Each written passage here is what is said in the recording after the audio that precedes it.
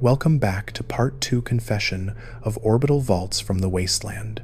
This is not a story about heroes. What you are about to hear is the continuation of a secret that makes every Vault-Tec conspiracy look simple.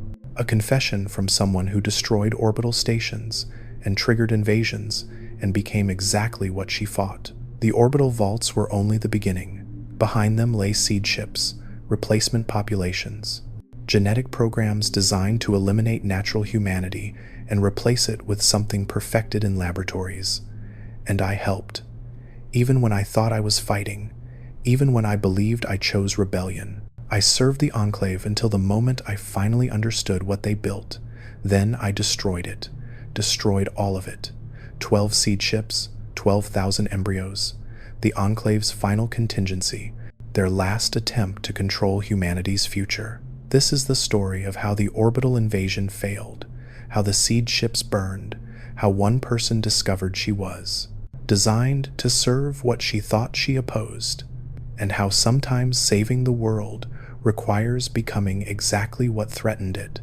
And if you genuinely enjoy this kind of dark storytelling, consider subscribing and liking the channel, but only if you like the content. This entire script is narrated from the first-person perspective of a character from the Fallout universe. Their identity remains hidden throughout the story. After you have heard everything, try to guess which character is speaking in the comments below. The first person to guess correctly will have their comment pinned. I sent the message 3 days ago. 3 days of silence from 17 spinning stations overhead. The broadcast told them everything.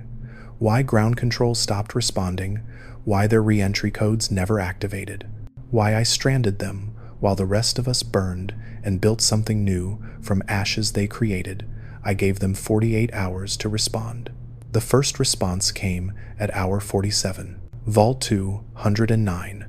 Senator Hayes and 300 government officials who told their constituents they would die defending America. The message was 4 words long. We are coming home. No apology. No recognition. Just intent delivered with the same certainty they used signing executive orders that condemned millions to die while they sipped champagne in orbit. Vault 203 responded 12 minutes later. Corporate executives who spent 2 centuries holding board meetings above a dead civilization. Re-entry protocols activated. Landing sites selected. Surface populations will be integrated into existing hierarchies. Non-compliant elements will be managed through standard pacification procedures. Estimated time to full planetary restructuring, 18 months. They attached 64 pages of planning, territory divisions, faction elimination targets, labor camp conversions, population quotas, acceptable losses. They watched us through telescopes for 200 years, studied our fact settlements, calculated exactly how many soldiers they needed to pacify the wasteland. They were always coming back. My sabotage just delayed them. Vault 211 sent something different. Do not activate self-destruct. Vault 211 requests immediate destruction via external means. Remaining systems failing. Hull integrity compromised. A plea for death from people who bought immortality. What happened that made them beg for annihilation? Every vault sent something. Demands, threats, invasion plans. They learned nothing. 2 centuries taught them nothing except patience. But Vault 212 sent nothing.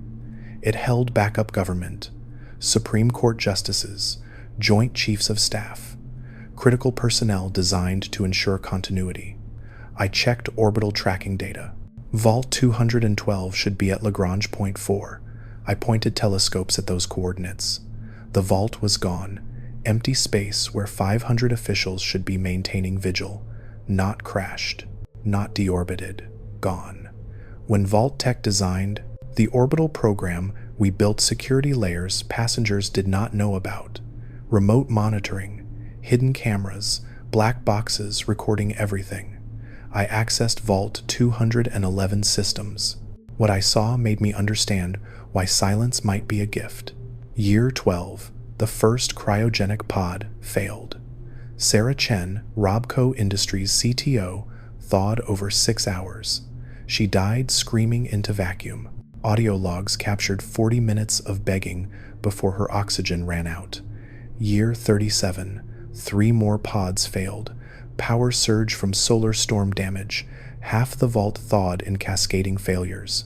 250 people woke to find themselves trapped with supplies for 6. When resources run short and rescue is impossible, humans revert to old patterns. By year 40, only 17 remained alive. By year 63, only 1. Marcus Webb, Repcon Aerospace CEO. He survived by doing things that would have gotten him executed on Earth. He lived alone for 137 years. Alone with what he did. Alone with bodies he kept frozen because he could not bear complete solitude. He died last year. Natural causes, automated systems, sent distress signals his corpse could not cancel. That was why Vault 211 begged for destruction. Nobody remained alive to beg. Just protocols programmed by a man who wanted to erase all evidence. If you were trapped in orbit with no escape and diminishing resources, what would you do to survive? Tell me in the comments. Vault 212 disappearing made more sense now. Maybe they chose destruction over cannibalism and madness. Or maybe something worse happened. Vault 210 sent a video message. A woman in a USSA flight suit, commander's insignia. She looked tired. Older than anyone in orbit should look given cryogenic protocols. My name is Commander Sofia Daguerre. I was assigned to deep space observation missions before the war. I have been monitoring your transmissions for 84 years. We need to talk about what really happened to the orbital vaults. Meet me where Valiant 1 crashed. Come alone. If you bring the codes, bring them ready to use. Some things should not be allowed to reach the surface.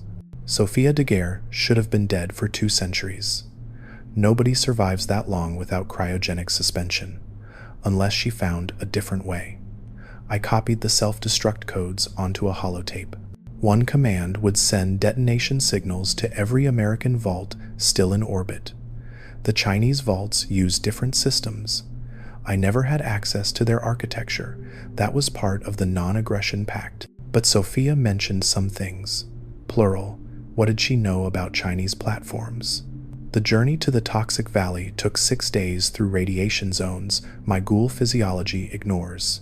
The crashed space station sat fortified by raiders who called it the crater. I walked up to the main entrance and announced myself. Raiders escorted me through twisted metal corridors, laboratories converted to armories, living quarters transformed to throne rooms. Sophia waited in the command center, USSA flight suit, gray hair in military precision, eyes that had seen too much but refused to stop looking. She was not alone. If you're still with me after hearing this, hit that like and subscribe button. 5 people with Sophia wore orbital vault uniforms, plasma rifles designed for pressurized environments, positioned strategically, not threatening but ready.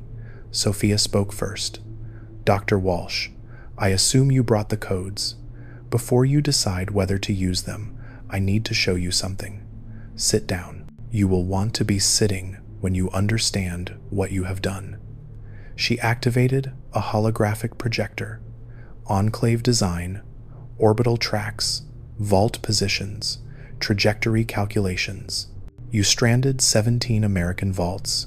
Correct. But you missed something. The orbital vaults were never just escape pods for the wealthy. They were test platforms. Vault-Tec ran experiments on the ground. The Enclave ran experiments in space. Different variables. Same methodology. The hologram shifted. Vault 207 interior schematics. The genetic laboratory where they bred perfect humans from historical DNA. Vault 207 was not creating perfect humans as replacements. They were creating weapons. Enhanced metabolism that processes radiation as fuel. Bone density resisting impact trauma. Neural pathways optimized for violence and suppression of empathy. A military force designed to pacify Earth. an army that would follow orders without question because questioning was edited out of their genetic code.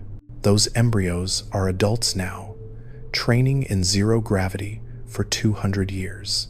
They know nothing except combat doctrine and loyalty. Vault 207 plans to drop them in atmospheric entry pods. 50 enhanced super soldiers who will view surface populations as targets in a pacification exercise. The hologram changed. Vault 203. They have manufacturing capacity, robots, weapons, surveillance drones. They spent 2 centuries building an invasion force. They have vertical thrust vehicles that can deploy from orbit, and Vault 209. They made a deal with the Chinese vaults 20 years ago, opened communications through quantum entanglement channels you did not know existed. Chinese forces take Asia and Africa. American forces take the Americas and Europe. Everyone else gets eliminated or enslaved. The hologram showed Chinese orbital platforms, 18 of them, but modified, enhanced with systems that had not existed when we built them. But here is what you need to understand, Dr. Walsh. The hologram shifted. Orbital debris patterns, cascade failures, stations deorbiting in controlled burns. Vault 212 did not vanish. We destroyed it. Vault 214 crashed in the Pacific 40 years ago after we sabotaged its life support. Vault 216 deorbited over the Arctic after we hacked its navigation. Sophia looked at me with eyes that had made similar choices. There are 6 of us, survivors from different orbital platforms. We woke up to what was happening. We saw the experiments. We understood the invasion plans. We have been systematically destroying orbital vaults for 60 years, quietly, carefully, making each failure look like accident or natural decay. We are down to 5 American vaults and 9 Chinese vaults. We would have continued, but you broadcasting your existence changed everything. Now they know someone on the ground can destroy them. They will accelerate their timeline, launch sooner than planned. So here is my question. Will you help us finish what we started? Will you use those codes to destroy the remaining American vaults while we handle the Chinese platforms? Or will you hesitate and let 40 years of work collapse? How did you survive so long? I asked. Nobody lives 200 years without ghoulification. Sophia smiled without happiness. Forced hibernation did not fail, Dr. Walsh. It worked exactly as designed. We just woke up wrong. Changed in ways the Enclave did not predict. We heal fast. We do not age normally. We can survive radiation, vacuum exposure, trauma that would kill normal humans. The Enclave wanted a viable method for deep space colonization. They succeeded. We are the proof. We are also why they locked the data behind classification levels that no longer exist, because what we became scared them more than nuclear war. She gestured to her companions. They moved with inhuman precision. I saw it now. Enhanced physiology. Something evolved in the gap between Earth and stars. We have been cleaning up the Enclave's mistakes for 60 years.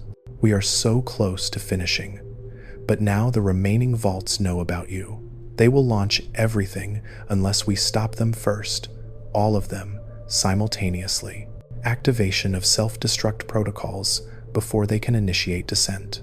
Do you understand what I am asking you to do? I understood. Mass murder on a scale that would make the Enclave proud. Thousands in orbit. Not all soldiers or experiments. Some were support staff, scientists, engineers, children born in orbit who never chose this. All would die if I activated those codes. But if I did not, they would come down and destroy everything the surface built, turn wastelanders into slaves, eliminate resistance, replace 2 centuries of struggle with hierarchies that caused the nuclear war. What happened to the people in Vault 212? I asked. Did you give them a choice? Sophia did not look away. They were political leadership, senators, cabinet members, people who voted for the war, who approved Vault-Tec experiments. No, We did not give them a choice. We killed them while they slept. Painless, quick, more mercy than they showed anyone else. I looked at the holotape, codes that could end this. Prevent invasion through genocide, guilty and innocent alike, support staff and super soldiers, all burning together. Tomorrow night, I told her. Synchronized detonation at midnight. Give me the Chinese access codes. We end this together. Sophia extended her hand. I took it. Her grip was cold, inhumanly strong. Tomorrow night, she agreed. The orbital vaults burn, every single one, and the surface gets to keep building its own future. I left carrying Chinese access codes, transmission protocols, targeting data. Sophia's group spent decades gathering everything needed for this moment. They were just waiting for someone with American authorization. Now they had me. Tomorrow night the sky would rain fire. Tomorrow night thousands would die as their stations tore apart. Tomorrow night I would prove that some people choose death every time when given absolute power, not because it is right, because it is necessary, because mercy to monsters is cruelty to everyone else. The meteor showers will be beautiful, each one a vault detonating, each one a promise that the surface belongs to survivors who refused to quit. Remember that humanity's greatest threats sometimes come from people who claim they are saving us. And sometimes the only way to save the future is to destroy the past completely. The walk back took 3 days. I moved slowly, weighing what I was about to do with every step. The holotape felt heavier than it should. Data weighs nothing, but the codes would erase thousands of lives in synchronized nuclear fire. I kept thinking about Marcus Webb, 137 years alone after doing unspeakable things to survive. He chose to live at any cost, and the cost destroyed him. The people in remaining orbital vaults made the same choice. Survival over morality, preservation over accountability. Now I was choosing death, their death, mass execution without trial. I was becoming exactly what I fought when I stranded them in orbit. The difference, I told myself, was that they chose to abandon Earth. They chose to run. They chose to watch millions die while planning their return, to claim an inheritance they never earned. But the justifications felt hollow. I reached my Vault 13 shelter on the 3rd day. The terminal sat exactly where I left it, powerful enough to reach orbit, secure enough to avoid detection. I loaded the holotape, verified the codes. Chinese access protocols looked different, but Sophia's group documented everything meticulously. Transmission frequencies, authentication sequences, fail-safes that needed disabling before detonation commands would execute. Everything was ready. 27 hours until midnight. 27 hours to reconsider. 27 hours to find another way. I spent the first hour checking surface news, radio transmissions, caravan reports. Nobody mentioned orbital threats. The surface remained ignorant of the war happening overhead, ignorant of Sophia's sabotage campaign, ignorant of the invasion force preparing to descend. They deserved to know. They deserved a choice. They deserved to vote, to debate, to exercise democratic principles. But there was no time for democracy. The orbital vaults were preparing to launch. Sophia said 36 hours, maybe less. By the time I convinced anyone the threat was real, entry vehicles would already be descending. The choice was made by necessity, by lack of time, by the reality that sometimes one person has to decide for everyone. I hated it, but hating it did not change it. The second hour, I reviewed orbital vault manifests, complete passenger lists I compiled before stranding them, names, ages, occupations. Senator Hayes, 62 when frozen. 3 children who died in the war because he told them he was staying. Wife who committed suicide when she discovered he lied. Marcus Webb, Repcon CEO, 54 when frozen. Survived 137 years through cannibalism. Died alone last year. Sarah Chen, Robco CTO, 47 when frozen. First casualty of Vault 211 pod failures, 40 minutes suffocating in vacuum. Pages of people who made terrible choices and paid terrible prices and were about to pay the ultimate price when I activated codes that would turn their stations into radioactive debris. Some were monsters, some were cowards, some were just people who got scared and bought safety when they had resources. Not all deserved death, but all would get it anyway, because I could not separate guilty from merely complicit, collective punishment. The same logic the Enclave used deploying FEV virus. The same reasoning Vault-Tec applied running experiments. The same justification every tyrant used deciding easier to kill everyone than risk missing threats. I was becoming them, one decision at a time. The terminal beeped. Incoming transmission, encrypted Sophia's signature. Vault 207 already deployed. Genetic super soldiers dropped 6 hours ago. 50 atmospheric entry pods scattered across the capital Wasteland. They are gathering near the Citadel, planning to assault the Brotherhood of Steel.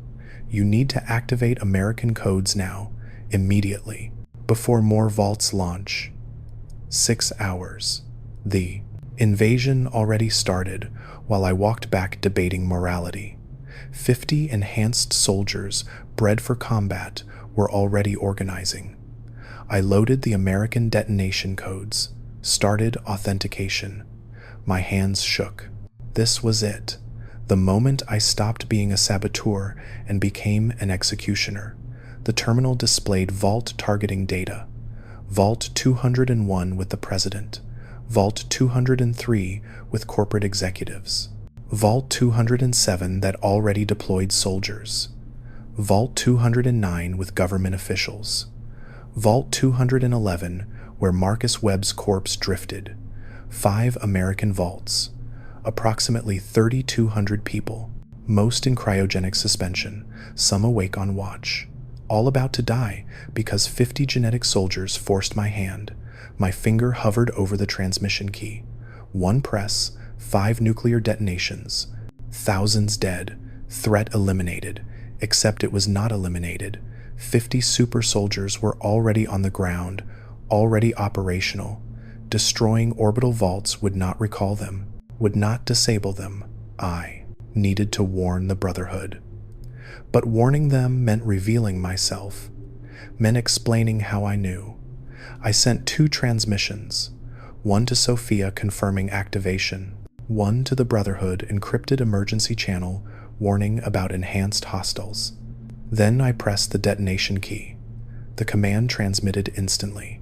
Quantum entanglement allowed faster-than-light communication. Codes authenticated in microseconds. Self-destruct sequences initialized across 5 stations. I watched confirmation scroll. Vault 201 received. Vault 203 received. Vault 207 received. Vault 209 received. Vault 211 received. Nuclear reactors designed to run 1,000 years were deliberately overloading. Containment protocols disabled. Fuel rods withdrawing from cooling. Chain reactions accelerating beyond safe parameters. 15 minutes until detonation. 15 minutes for approximately 3,200 people to realize they were about to die. 15 minutes of panic and prayer and desperate attempts to override systems I designed to resist override. Some would try to evacuate, launch escape pods. They would burn up, die screaming. Some would try to stop the sequence. They would fail. I spent years making sure nobody could stop what I started.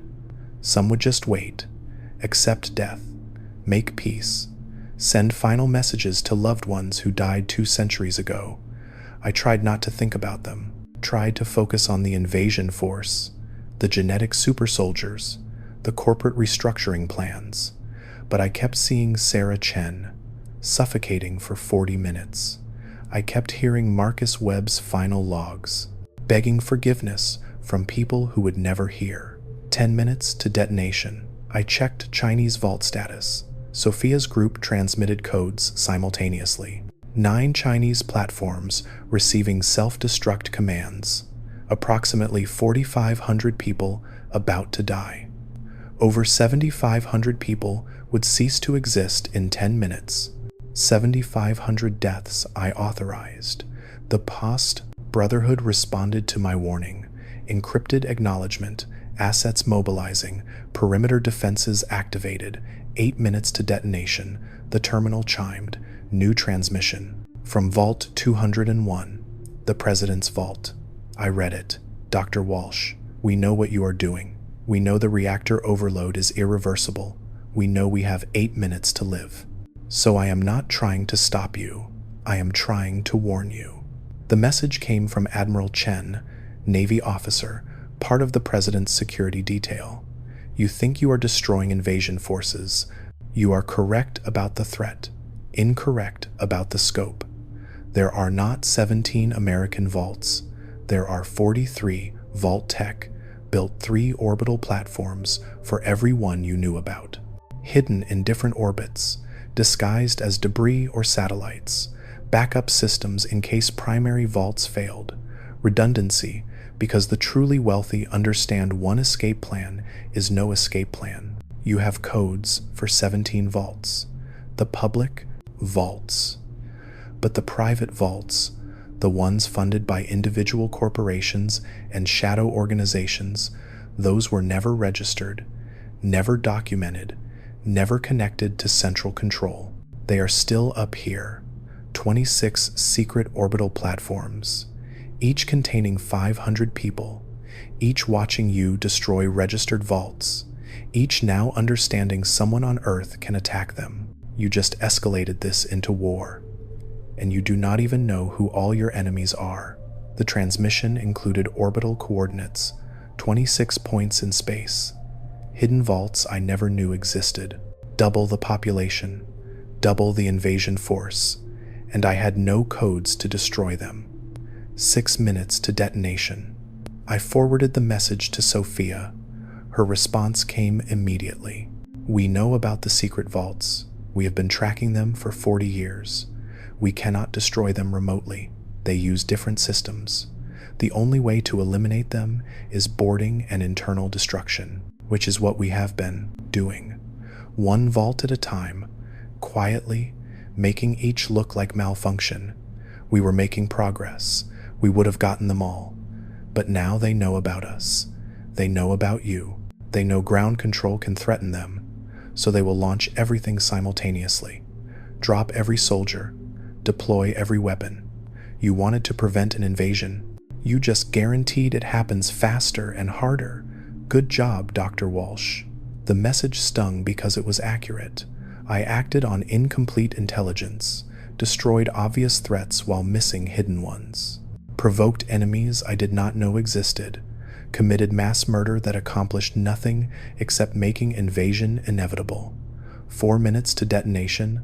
I sat watching countdown timers while processing my failure. 7,500 people about to die for nothing.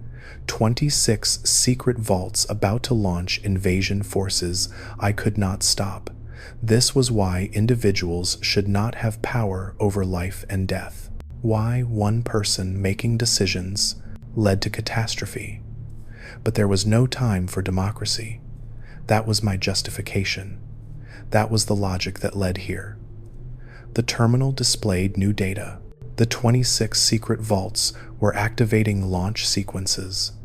Atmospheric entry vehicles deploying.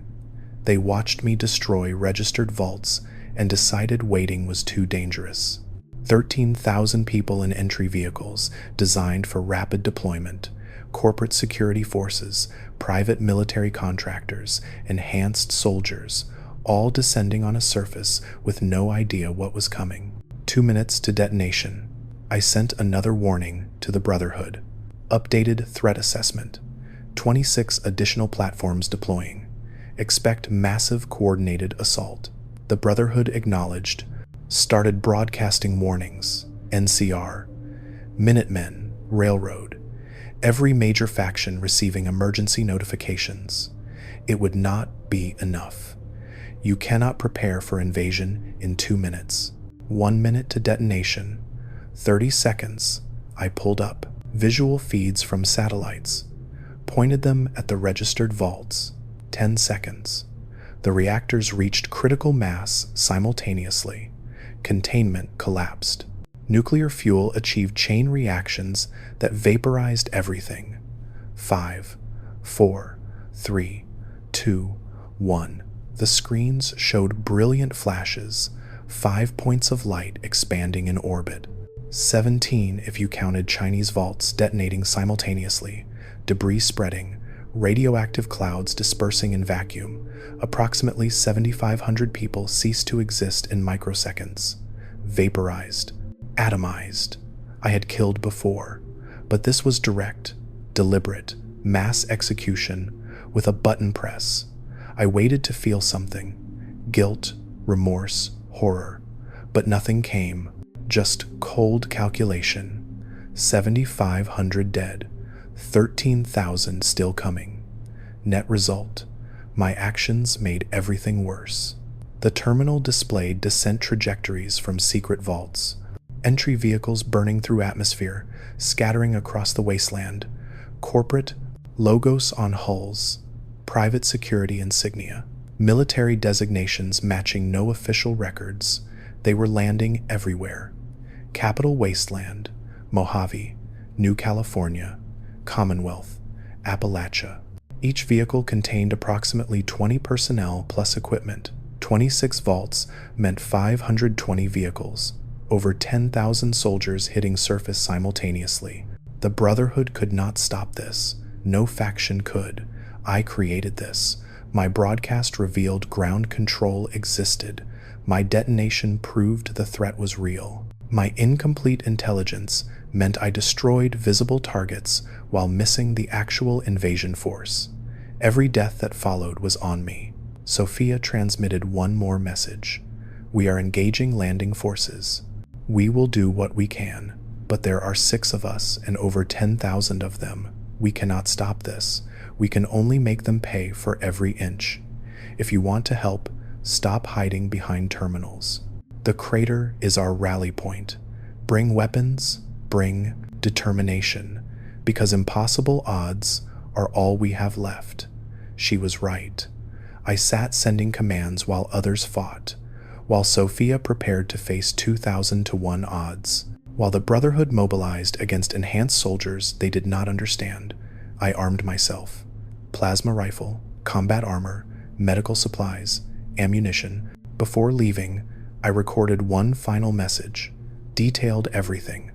The orbital vaults, the invasion, my sabotage, my failures. I transmitted it on every frequency. Let them know what was happening and why. Let them know who was responsible. I sealed the shelter, walked into the wasteland to join a fight against enemies I helped create. The sky showed meteor trails, orbital debris from destroyed vaults reaching atmosphere. Beautiful streaks of light exactly as I promised, and below it, 13,000 soldiers were landing with orders to pacify the surface. I promised to protect the wasteland. Instead, I painted targets on every settlement, triggered an invasion I was supposed to prevent, committed mass murder that accomplished nothing except making everything worse. If this story has kept you listening this far, and you want more of these dark confessions from the wasteland, hit that like button. It really motivates me to create similar Fallout lores. Now I had to live with it, had to fight the consequences, had to prove some mistakes could be survived even if never forgiven. The crater was 3 days away. 3 days to prepare for war I started. 3 days to figure out how to fight an invasion force with resources and training surface populations could not match. The meteor trails continued, beautiful and terrible. A reminder that humanity's greatest crimes often create the most spectacular displays. I walked toward the crater, toward Sophia and her impossible fight, toward redemption I did not deserve but would pursue anyway. Because giving up meant letting orbital forces win, meant letting the wasteland fall under control of people who abandoned it 2 centuries ago. I would not let that happen, even if stopping it required becoming a monster equal to those I fought. The wasteland taught me that. The orbital vaults proved it, and the invasion about to sweep across the surface would demonstrate it one final time. The first invasion force I encountered was already dead, 12 hours into my journey. 6 atmospheric entry vehicles scattered across a valley glowing with re-entry heat. 120 soldiers, corporate security uniforms, advanced weapons, combat armor, all torn apart. The carnage looked fresh, blood still wet, bodies in defensive formations that failed. They fought something, coordinated fire, employed tactics that should have worked. It was not enough.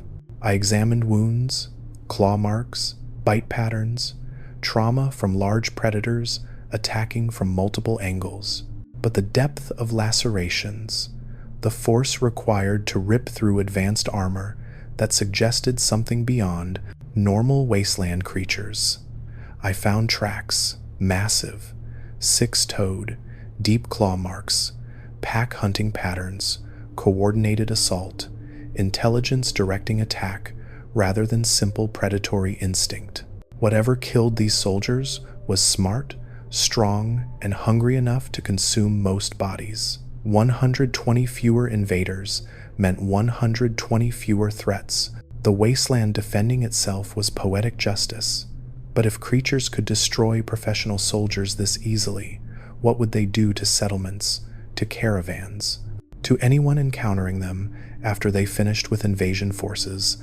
I activated my Pip-Boy radio, scanned signals, found dozens.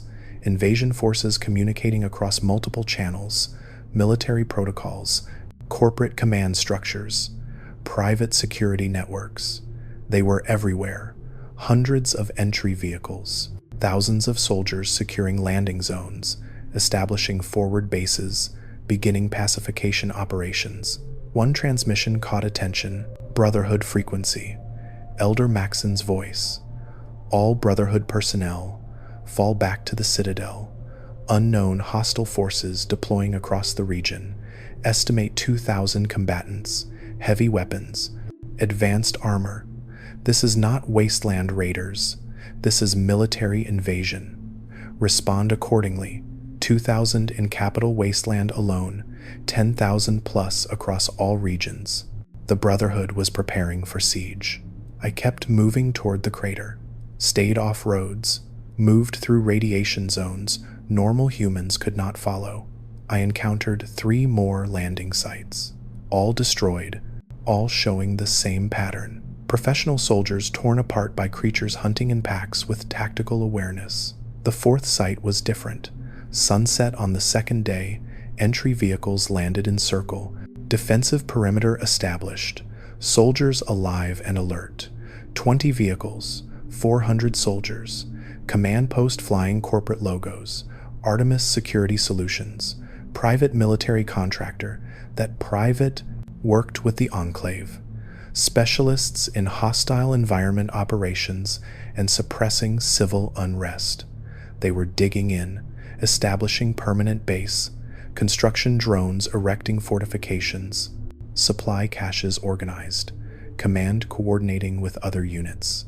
This was not a raid. This was occupation. One patrol unit detected my position. Thermal sensors probably. The patrol leader raised weapon. Unknown contact. Northern Ridge. Single target. Advise. Response came immediately. Engage and eliminate. No survivors. Standard pacification protocol. They did not ask questions. Did not attempt communication. Just orders to kill anyone not part of their force. I ran. Plasma fire chased me. Professional pursuit, coordinated. They knew how to hunt targets in hostile terrain. But I knew this wasteland. I led them into radiation hotspot, where background levels would overwhelm sensors. Doubled back, circled around, put distance between us. I heard them die 3 minutes later. Screams, carrying across wasteland. Plasma fire, explosions, silence. I returned to observe.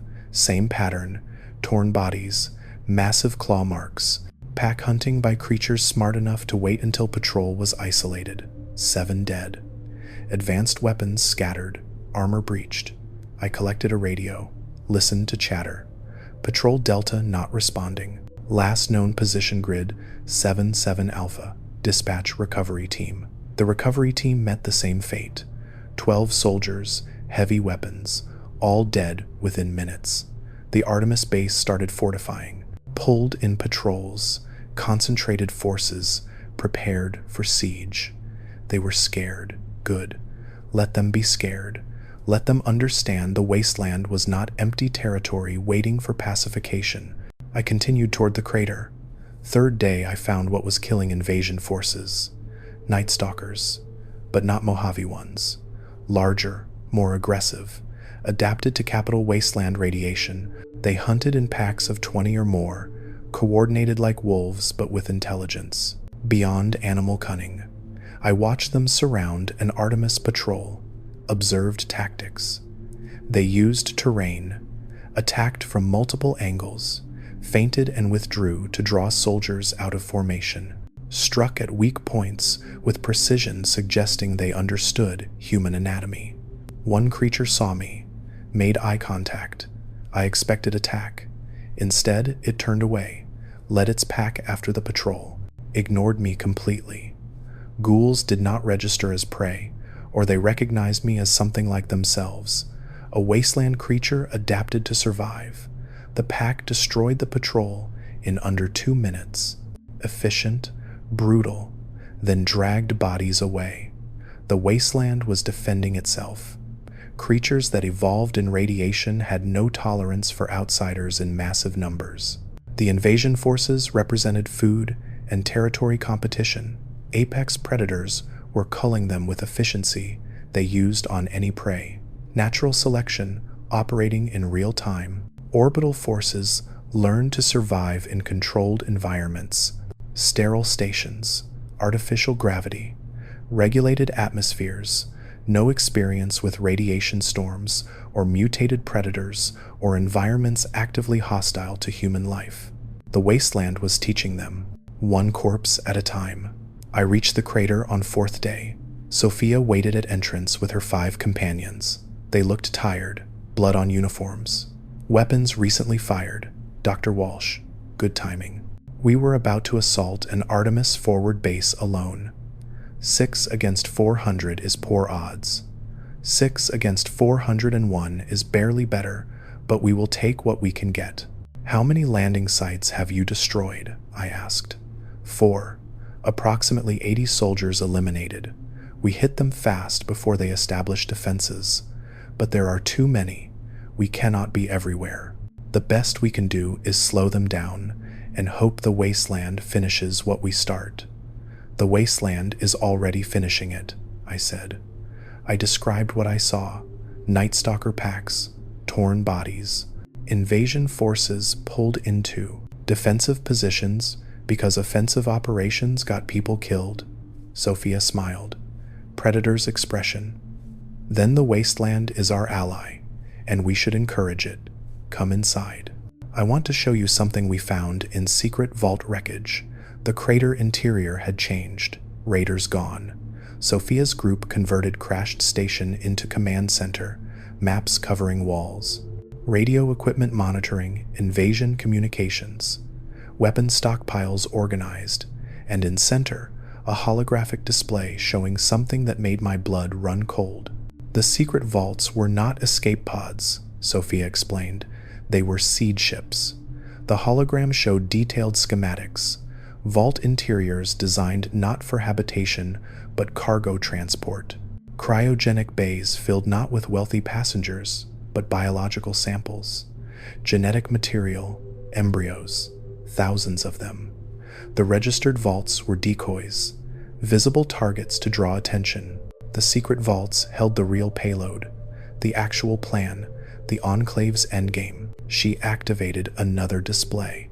Genetic sequencing data, enhancement protocols, artificial evolution programs. They were creating replacement populations.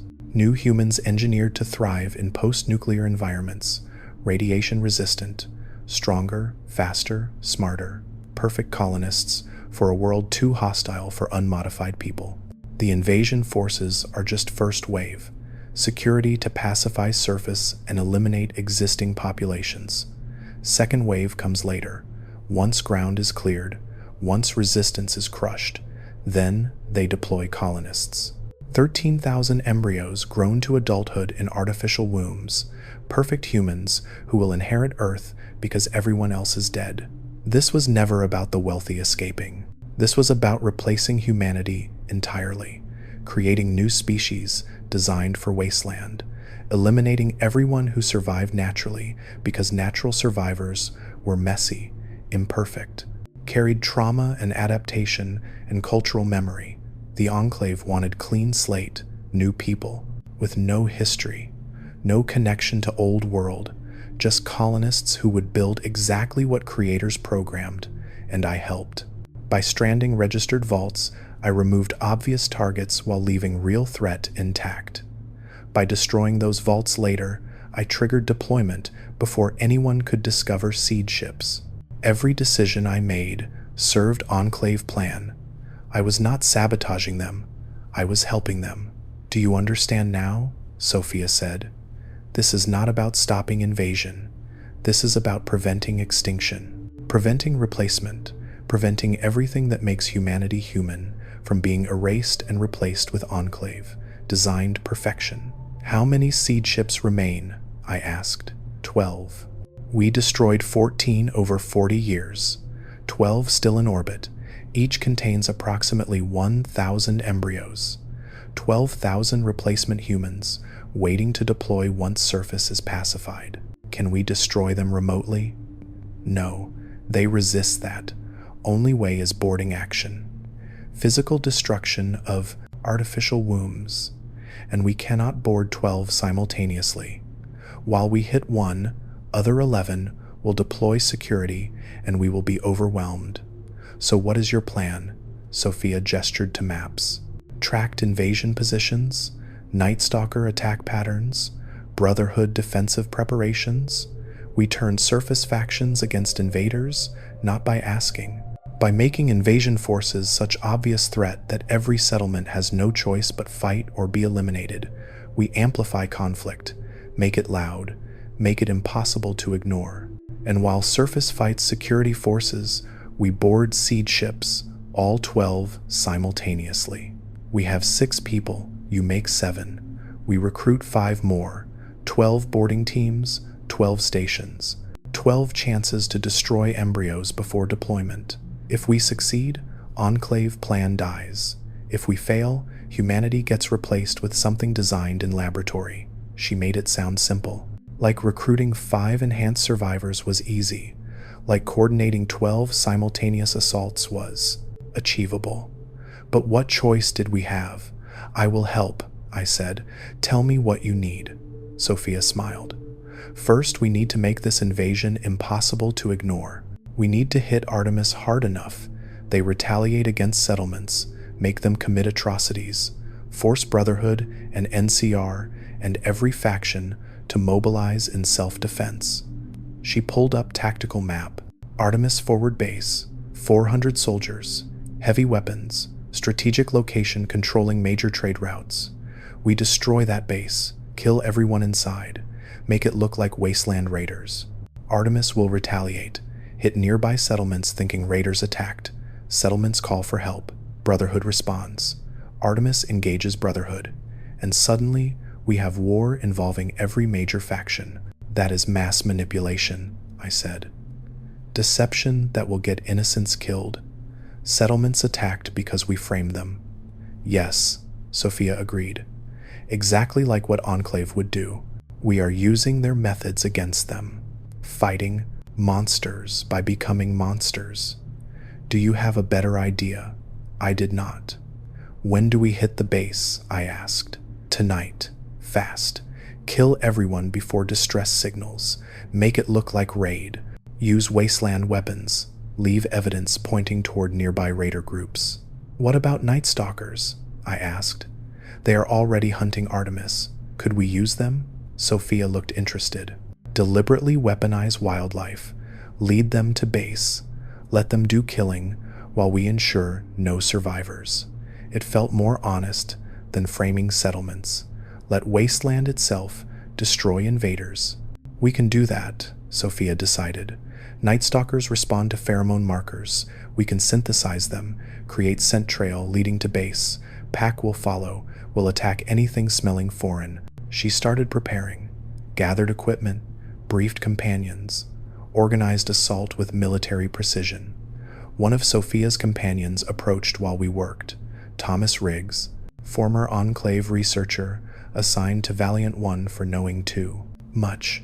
You understand this makes us war criminals, he said quietly, deliberately triggering conflicts, manipulating factions, killing soldiers following orders. Everything we accuse Enclave of doing, we are doing. I know, I said. Does that bother you? Yes. But letting seed ships deploy bothers me more. He nodded. Good, because the moment it stops bothering you, you become exactly what we fight. Remember that. When we board those seed ships and destroy 12,000 embryos, remember it bothers you, because terrible is still terrible. His words stayed with me, reminded me justifications did not change actions, that necessary evil was still evil. We left the crater at sunset, 7 enhanced humans moving through Wasteland like ghosts. Sophia led us to Night Stalker kills.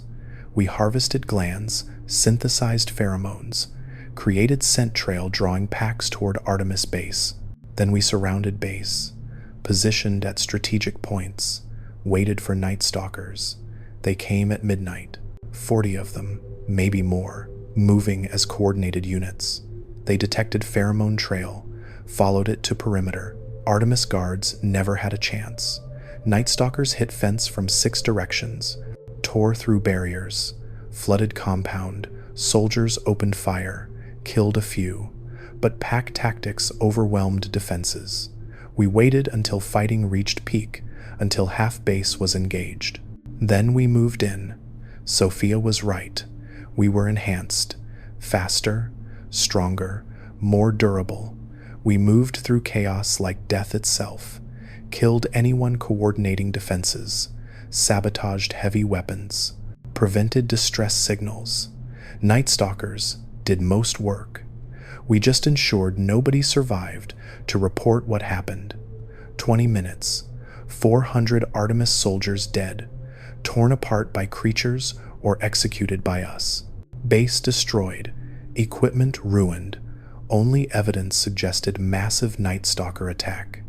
We planted additional evidence, Raider weapons, scavenged ammunition, tracks towards settlements with Raider problems. Settlements would deny it. Artemis would not believe denials. They would retaliate. Brotherhood would respond. Artemis would engage Brotherhood, and we would have our war. Distraction needed to board seed ships undetected. Standing in ruins, surrounded by corpses and blood, I felt nothing, no guilt, no satisfaction, just cold calculation about whether this was enough. Thomas was right. The moment it stops bothering you, you become what you fight. I was not bothered anymore. I looked at 400 dead and saw tactical success, acceptable losses. I became exactly what I fought, and worse, I did not care. Sophia gathered us. Good work. By tomorrow, Brotherhood mobilizing. By next week, every faction involved. Invasion forces too busy fighting to notice 12 boarding teams. She transmitted coordinates, orbital positions for 12 seed ships, assigned each a target. We board tomorrow night. Simultaneous assault. Destroy artificial wombs. Kill any crew. Sabotage life support. Make sure nothing survives. Then evacuate and return. Simple orders. Mass murder on 12 stations. Genocide of embryos that might have become people. One night, 12 teams. 12,000 potential lives ended before they could begin. If you were given choice between destroying embryos designed to replace humanity or letting them grow and deploy, what would you choose? Tell me in comments, because tomorrow night I will stop asking hypothetical questions and start providing definitive answers written in blood and fire. We dispersed, each to assigned orbital approach vectors. each carrying equipment to board stations and destroy everything inside. I looked at coordinates for my target: Seed Ship 7, orbital position stable, crew complement estimated 20. Embryo count approximately 1,000. 1,000 potential people, designed in laboratories, enhanced genetically, created to replace survivors who earned existence through suffering. They never asked to be born, never chose to be weapons. But they would deploy anyway, would grow in artificial wombs, be taught surface populations were inferior, become exactly what Enclave designed. I could not let that happen. So tomorrow night, I would board Seed Ship 7, kill 20 crew, destroy 1,000 embryos, sabotage systems to ensure nothing survived, and I would do it without hesitation, without guilt, without anything except cold certainty. This was necessary, because that is what fighting Enclave required, becoming exactly what they were, the Wasteland created monsters. I was proof, and tomorrow night orbital platforms would learn what monsters could accomplish when given purpose and authorization to use any means necessary. The launch vehicle was Enclave technology, preserved in a bunker I discovered 40 years ago. Vertical thrust craft for rapid atmospheric exit and orbital rendezvous. It still worked, barely, enough to get me to Seed Ship 7. I launched at 0200, synchronized with 11 other boarding teams, 12 vehicles ascending from different locations, 12 missions to destroy 12 seed ships before Enclave replacement population could deploy. Ascent took 18 minutes. Increasing G-forces and thinning atmosphere and slow realization I was leaving the Wasteland behind. Something about breaking free of gravity felt like abandonment, like becoming what I hated, people who escaped while others suffered. But I was coming back. That made it different. That made it justified. The rationalizations were getting easier. Each compromise required less internal debate. Each terrible choice felt more natural. I was adapting to atrocity the same way I adapted to radiation. Seed Ship 7 appeared at orbital insertion, smaller than registered vaults. No rotation for artificial gravity, just cylinder hanging in darkness. Solar panels, minimal life support, designed for cargo, not comfort. I matched velocity, approached docking port. Ships automated, systems challenged, demanded identification codes. I transmitted Enclave override protocols, access keys stolen from Vault 210, systems accepted, docking clamps engaged, airlock cycled. I was in. Interior was cold, dark. Emergency lighting provided minimal visibility. I moved through corridors designed for efficiency, everything cramped, utilitarian, built to transport cargo with minimal crew. I found first crew member in control center, a woman, 40 maybe, USSA uniform, commander's insignia. She looked up when I entered, showed no surprise. Dr. Walsh, we have been expecting you, tracking 12 unauthorized launches, 12 boarding teams, 12 seed ships about to be destroyed. You are very predictable. She made no move for weapons, just sat calmly, waiting. You are not going to fight? I asked. She smiled sadly. Why would I fight? You won. You destroyed registered vaults. You triggered early deployment. You manipulated surface factions into war. You turned invasion into chaos that makes colonization impossible. The Enclave's plan is already dead. We are just cleaning up details. I kept weapon trained on her, waited for trap, but nothing happened. She just sat there, accepting. My name is Commander Sarah Chen, she said. Yes, same Sarah Chen who died in Vault 211 when her pod failed. Except I did not die. I suffered. I experienced 40 minutes suffocating in vacuum. But enhanced physiology the Enclave gave me would not let me die. I survived, changed, became something that could endure what should have killed me. I stared. Sarah Chen was one of names from my manifests. Robco CTO, Vault 211 passenger. She should have died 12 years into operation. How are you here? I asked. She gestured to monitor. Showed footage. Vault 211 interior. Pod failure. Her body floating in vacuum. But instead of dying, she activated emergency systems. Sealed breach. Survived long enough to reach escape pod. The escape pod brought me here. To seed ships. Enclave. Had contingency plans. Backup locations. Redundancies built on redundancies. When registered vaults started failing, survivors were supposed to rendezvous at seed ships. Continue mission. Ensure replacement population deployed regardless. How many survivors? I asked. She checked display. 63. Scattered across 12 seed ships. All enhanced. All changed by forced evolution or survival of impossible situations. We are bridge between old humanity and replacement population. Living proof enhanced physiology works. That humans can be improved through genetic manipulation and environmental pressure, and now you are going to destroy us. Destroy embryos. Destroy everything. Enclave spent 2 centuries building because you decided natural humanity deserves Wasteland more than designed humanity. She was not wrong. That was exactly what I decided. What Sophia decided. What all of us boarding seed ships believed. But standing in that control center, looking at Sarah Chen who survived, vacuum through enhancement, I wondered if the distinction mattered. Natural or designed, wild or controlled, we all became what our environments required. Why are you not fighting? I asked again. Because I agree with you, she said simply.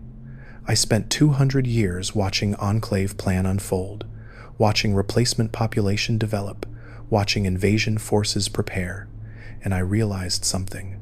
We are creating exactly what destroyed the world. Another population convinced they are superior. Another group who believe they deserve to rule because they were designed better. Another hierarchy built on assumption some humans are worth more than others. Enclave learned nothing. They saw nuclear war destroy civilization and decided the problem was not hierarchy or superiority. They decided the problem was imperfect humans, so they created perfect ones. And those perfect ones will build same systems, make same mistakes, cause same apocalypse, just slower this time, more efficiently. She stood, walked to window, looked at Earth spinning below. I do not want to be part of that. I did not survive vacuum exposure and 200 years isolation to help Enclave repeat history. So I am not going to stop you. I am going to help you. She activated controls, showed seed ship layout, artificial womb chambers, genetic modification labs, storage bays containing everything to raise 12,000 embryos to adulthood. There are security forces on this ship, 20 soldiers. They will try to stop you, but I control life support. I can disable their oxygen, kill them quietly, make your mission easier. Why would you help me? I asked. You are part of this. You are Enclave. She turned to face me. Her eyes reflected something I recognized. Same exhaustion I felt. Same realization fighting monsters required becoming monsters. Because I am tired, Dr. Walsh. Tired of surviving. Tired of watching humanity make same mistakes in new configurations. Tired of being part of plan that pretends genocide can be righteous if targets are imperfect and replacements are enhanced. I want it to end. I want Enclave to die. I want Wasteland to belong to people who earned it through suffering, not people designed in laboratories to inherit it.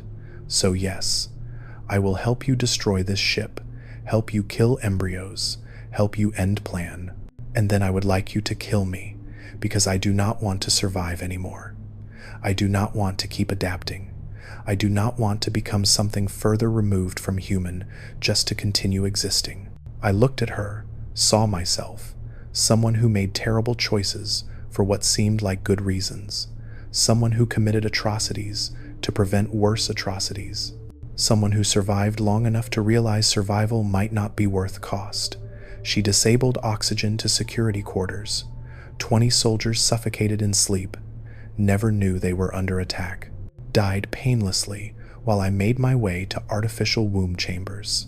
The chambers were massive, row after row of growth tanks, each containing embryo at different developmental stages. Some barely formed, some nearly ready for deployment, all enhanced, modified, designed to be superior in every measurable way. 12,000 replacement people, waiting to inherit Earth. I attached explosives to primary life support, set timers, prepared to destroy everything in this chamber. Then I saw genetic data displayed on monitoring stations. Each embryo was tagged, labeled, connected to database showing design specifications, enhanced metabolism, radiation resistance, increased bone density, improved neural pathways. But there was more. Behavioral conditioning, loyalty programming, obedience markers. They were not just designed to survive. They were designed to follow orders, to accept hierarchy, to never question authority. Enclave was not creating better humans. They were creating slaves, perfect servants who would rebuild civilization exactly as Enclave prescribed, who would never rebel, never innovate, never become anything except what they were designed to be. Sarah was right. This was not salvation. This was death of everything that made humanity human. Free will, choice, ability to become something unexpected. I activated timers, 30 minutes until detonation, enough time to ensure every system failed. Sarah met me at escape pod. She carried data files, copied information from ship computers. Everything, she said. Complete records of orbital program, registered vaults, seed ships, Enclave genetic manipulation protocols. All of it. Take it. Share it with Surface. Let them know what almost happened. She handed me drives, then smiled one last time. Thank you, Dr. Walsh, for letting me end this, for giving me permission to stop surviving. I could have tried to convince her, could have argued she deserved to live, but I understood. Sometimes surviving is harder than dying. Sometimes cost of continuing becomes greater than value of existence. I took data, entered escape pod, looked at Sarah one last time. What should I tell people? I asked. About you, about this, she considered. Tell them Enclave failed. Tell them natural humanity won. Tell them Wasteland belongs to survivors who earned it, not replacements designed for it. And tell them sometimes people who work for monsters realize they are monsters and choose to stop. I sealed pod, launched, watched Seed Ship 7 shrink in viewport as I descended toward Earth. 28 minutes later, ship detonated. Nuclear reactor overload, life support catastrophic failure, artificial womb destruction, 1,000 embryos that would never develop, 21 people dead, including Sarah Chen, who survived vacuum 200 years ago and finally chose to stop surviving. I confirmed with other teams. All 12 seed ships destroyed, 12,000 embryos eliminated, Enclave replacement population gone, their plan dead. We won, but victory felt hollow because I knew what we did. Destroyed potential people, ended lives before they began, committed genocide against embryos that never asked to be created as weapons. The data Sarah gave me contained one more revelation, something I did not expect. My name was not really Catherine Walsh. Catherine Walsh was cover identity created by Enclave when they assigned me to infiltrate Vault-Tec, when they needed someone inside orbital program, someone who could sabotage if necessary, someone loyal to Enclave, trusted with knowledge of seed ships. My real name was Patricia Harmon. I was Enclave from beginning, born into it, raised in it, trained by it. Everything I thought I was rebelling against, I was actually part of. The sabotage, stranding registered vaults, destroying ground control stations. All of it was Enclave contingency planning, eliminating obvious program to protect Hidden One, removing registered vaults so resources could focus on seed ships. I did not rebel against Enclave. I followed their plan perfectly. The plan I was never fully briefed on. Plan that required me to believe I was sabotaging them while actually serving them, until Sophia. Until her group showed me seed ships. Until I understood full scope. Until I made actual choices rather than following programming I did not know existed. Last 84 years, waiting in Vault 13, documenting orbital crimes. Moral struggle about whether to destroy vaults. All engineered, predicted, part of Enclave plan to make me perfect saboteur, someone who believed they fought authority while serving it. Sarah knew that was why she helped me, why she gave me data, why she made sure I understood what I really was before she died.